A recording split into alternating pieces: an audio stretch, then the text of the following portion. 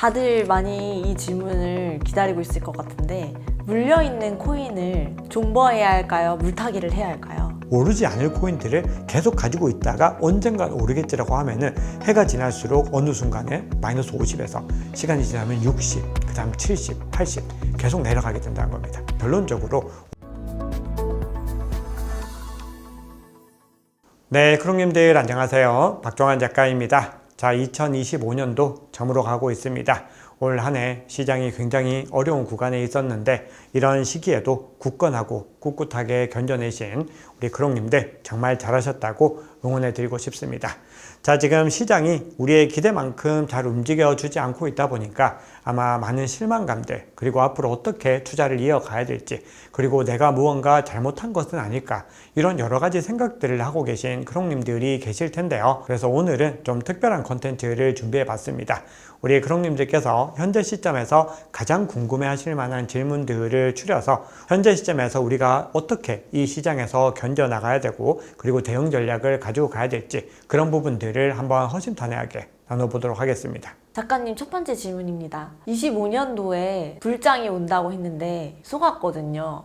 26년에는 진짜 오를까요? 네, 우리 PD님이 속았다라고 하신 그 표현 자체가 굉장히 마음에 많이 와닿았습니다. 아마 많은 투자자분들이 지금 시점에서는 너무 우리의 계획과 그 사이클 관점과 맞지 않는 흐름을 보이다 보니까 큰 실망을 하시게 되고, 과연 이런 흐름들이 언제까지 이어질지, 과연 상승을 할 수 있을지 여러 가지 의구심들이 드실 거라고 생각을 하는데요. 우리가 조금 더 이 시장을 깊이 한번 이해를 해보면은 우리가 이 사이클로 가는 그 중간 과정에서의 어떤 변수들을 좀 고민해 볼 필요가 있다고 생각을 합니다. 가령 2021년도 대세 상승장을 한번 예를 들어 봤을 때 갑작스럽게 중국에서 채굴 금지를 하면서 4월에서 5월 정도에서 더 많이 올라가려고 하는 찰나에 시장이 크게 조정받는 국면들이 있었죠. 그때 시장에서는 뭔가 잘못됐다는 얘기들이 많이 나왔었고, 이제는 크립토 윈터 구간으로 접어드는 것이다, 이런 전망들이 줄을 이뤘지만, 그럼에도 어떻게 됐냐 하면은 그 이후에 다시 반등을 해서 쌍봉을 만들어내고 더 높은 고점에서 마무리를 했다는 것이 중요합니다. 결국 이건 어떤 말씀을 드리려고 하는 거냐 하면은, 시장은 우리가 계획한 대로 가지 않는다는 부분들이 굉장히 중요합니다. 우리 모두가 이때 갈 거다라고 생각을 하게 되면은 어떤 방향으로든 시장이 다른 방향으로 방향을 틀기 위해서 시도를 하게 되는데요. 저는 그 기점을 10월 11일에 있었던 그 대규모 청산이라고 생각을 합니다. 그때 뭔가 계속해서 무리한 시도들이 나타나면서 역사적인 청산을 겪고 나서 이 상처들이 우리가 생각하는 것보다 훨씬 더 깊었던 거죠. 그런데 더 문제는 이 구간에서 유동성이 본격적으로 돌아와서 시장이 회복할 수 있는 그 빌미를 만들어 줬어야 되는데, 그 이후에 셧다운이 계속해서 길어졌다는 거죠. 그러면서 미국에서는 계속해서 단기채를 발행을 했고, 거기다가 TGA 계좌에는 계속해서 돈이 쌓이기만 했기 때문에 시장의 유동성이 돌지 않으면서 굉장히 많은 타격을 받았던 겁니다. 그럼 우리는 그 구간들에서 그럼 어떤 것들을 얻을 수 있는가 생각을 해보면은, 결국 그 구간이 이제는 과거와는 다른 사이클로의 어떤 방향성을 만들어내는 그 과정으로도 볼 수 있는 것이고요. 두 번째는 결국은 이 구간들을 회복하고 나면은 상승하지 못한 분량들을 다시 상승할 수 있는 그 구간으로도 볼 수가 있기 때문에, 우리는 지금 시점을 너무 실망스럽게만 보기보다는 아직까지는 좋은 기회가 더 남아있다고 보는 것이 개인적으로는 훨씬 더 합리적이라고 생각을 합니다. 자, 그러면 그 증거들을 한번 살펴보면은, 비트코인은 제가 너무 많이 데일리 시황에서 보여드렸기 때문에 이더리움을 한번 가지고 봤는데요. 이더리움의 축적 주소에서 이 물량들이 얼마나 많이 누적이 되고 있는지 한번 살펴보면은 굉장히 가파르게 누적이 되고 있는 걸 볼 수 있습니다. 그럼에도 불구하고 아직까지 가격은 크게 움직이지 않고 있죠. 그럼 이 얘기는 기관들은 물밑에서 계속해서 물량들을 조용히 주워 담고 축적해 나가는 것을 볼 수 있는 겁니다. 자, 다음 장표도 한번 살펴볼까요? 이 장표는 이더리움을 DAT 전략으로서, 즉 재무 관점에서 계속해서 매집해 나가고 있는 비트마인이 이더리움을 축적하고 있는 이 추이를 나타내는 표인데요. 보시면은 올해 7월부터 해서 가파르게 계속해서 모아 나가고 있고, 전체 이더리움 유통량의 3.3%까지 모으는데 성공을 했습니다. 그럼 이 기관들은 어떤 계산을 가지고서 이런 행보를 이어가고 있는지를 한번 생각해 보면은 개인과는 다른 시각으로 보고 있다는 겁니다. 지금 현재 시장은 기관을 중심으로 해서 구조가 전환되고 있는 구간들이기 때문에 과거와 같은 동일한 사이클을 가지고 있어서 논하기에는 어렵다라는 부분들이 중요하고요. 결국은 2026년을 기점으로 해서 유동성이 돌아오고 그리고 규제에 대한 이슈들이 해결이 되고 나면은 상승장에 월등하게 무게감이 실린다고 개인적으로는 보고 있습니다. 비트코인만 가고 알트코인은 망한 거 아닌가요? 네, 오늘 PD님 질문이 굉장히 강렬하고 굉장히 마음에 와닿는 질문들이 많은데요. 아마 많은 크롱님들이 좀 의심하시고 생각하고 계신 부분들이 아닐까 개인적으로 그렇게 생각을 합니다. 자, 일단 알트코인과 관련해서는 제가 뒤에서도 조금 더 자세하게 말씀드릴 부분들이 있을 텐데 일단 알트코인이 망한 것은 결코 아닙니다. 오히려 저는 완전히 반대로 생각을 하고 있는데요. 지금 시장에서는 이제 산업적인 차원에서 알트코인이 재조명되고 있습니다. 이더리움과 솔라나, BNB 같은 코인들을 필두로 해서는 현재 월가의 자본들이 올라올 수 있는 이 플랫폼으로서 기능을 더 많이 공고화하고 있고요. 그리고 XRP 같은 경우는 은행업에 더 본격적으로 진출하면서 전통 금융에서의 입지를 높여나가고 있는 그런 측면들을 보이고 있죠. 거기다가 특정 디파이 프로토콜들은 이 기관들이 진입할 때 활용할 수 있는 이 활용도 측면에서 그 진가들을 더 많이 높여나가고 있기 때문에 계속해서 산업적인 성장이 이루어지고 있습니다. 하지만 그럼에도 이번 시즌에 명확하게 우리가 좀 봐야 될 부분들은 이제는 과거와는 확실히 달라졌구나. 이 부분은 인지를 해야 될 때가 이제는 많이 지나왔구나라는 것을 느끼게 됩니다. 이미 이 얘기는 너무 많이 오래전부터 해드렸습니다.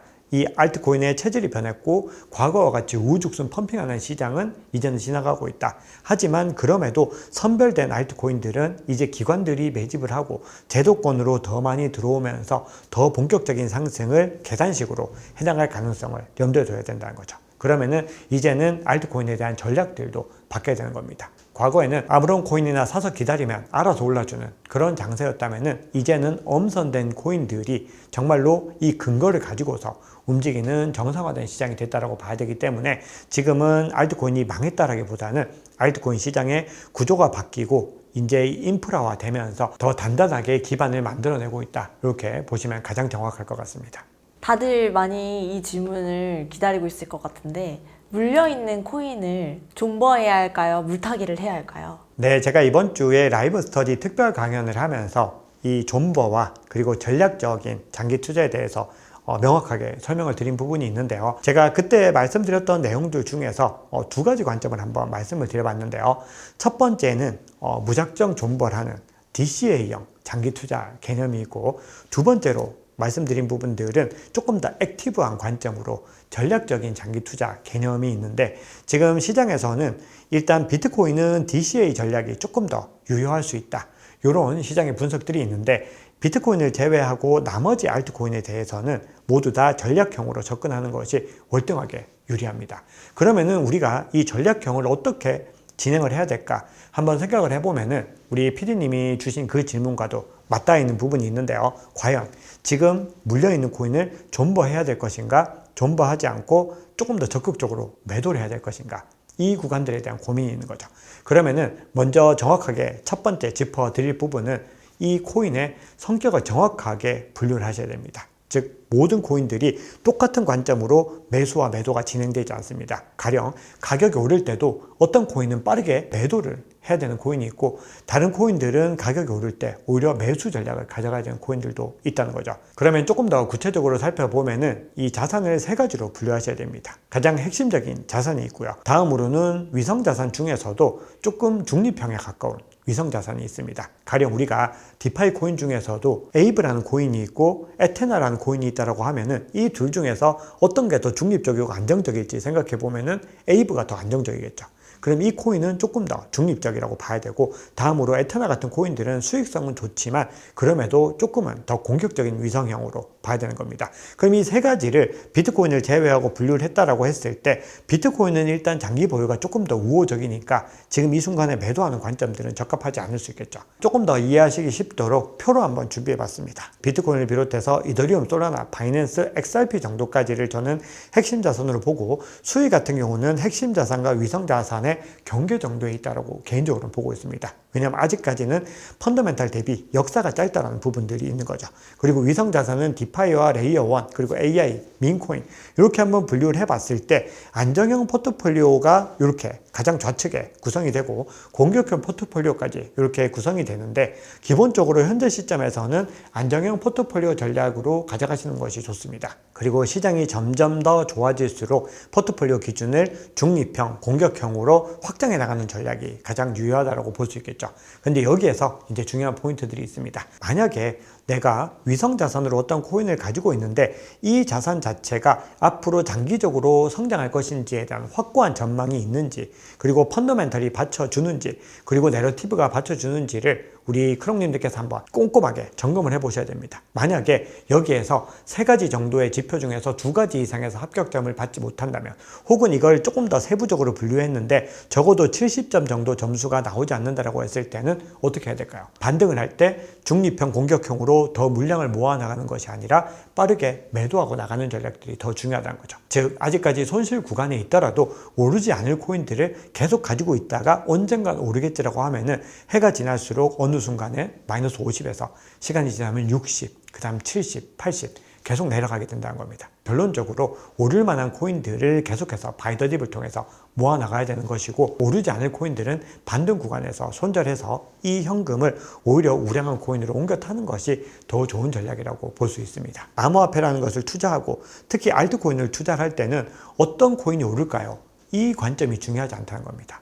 이런 코인들을 발굴은 하지만 포트폴리오 전략에서 어느 정도 배분으로 들어가서 어떻게 대응을 해야 되는지, 언제 매수를 해서 언제 매도해야 되는지, 이게 훨씬 더 중요하다는 겁니다. 그러면은 그 관점들을 어떻게 해석을 해야 되느냐? 기본적으로 시장이 움직이는 전체 방향성을 보고 비트코인이 움직이는 방향성을 살펴보면서 그 다음에 함께 알트코인을 대응해 나가는 겁니다. 즉 개개의 알트코인들이 오르고 내려가는 이 관점보다도 더 배후에 있는 움직임들을 우리가 계속해서 체크해 나가면서 점검을 하기 때문에 그런 코인들에 크게 물릴 가능성이 낮아지는 것이고, 만약에 물리더라도 지금 시장이 이렇게 내려가면은 최근에 진입하신 분들 중에서 안 물린 분들이 거의 없으시죠. 애초부터 잘못된 선택을 했을 때는 이 코인들이 회복이 되지 못하고 계속해서 가격이 하락할 수 있기 때문에 그런 코인들은 다시 한 번 더 점검을 해서 만약에 손실을 좀 보더라도 이걸 매도하고서 이 물량들을 다른 코인으로 옮기는 전략이 더 유용할 수 있다는 겁니다. 자, 그런데 여기서 또 하나 주목해야 될 부분들은, 이 전략들은